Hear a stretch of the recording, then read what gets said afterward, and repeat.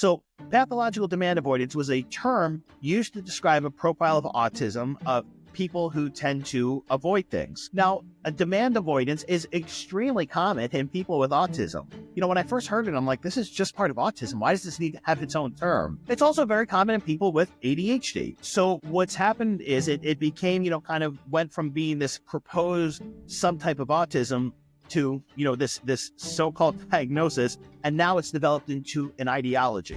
And in this ideology, and let me use the biggest person in this space on social media, they have the fastest growing social media account I have ever seen. And they have no clinical background. They have no professional experience. They have a doctorate in political science, and they use doctor in their name to kind of sound like they have some credibility, even though it's not in a related field. And they, basically say, I take direction from people with autism with lived experience. And what they teach parents is the most extreme form of parental accommodation, meaning that you accommodate your child's inflexibility, you accommodate their emotional dysregulation, and so on. And that completely contradicts the research data. What we know is parental accommodation, which is when parents change their behavior to alleviate or avoid their child's temporary distress, that makes behaviors worse. It makes anxiety worse. But this is what's being pushed in this, pathological demand avoidance ideology, is the most extreme form of parental accommodation, and it's presented as being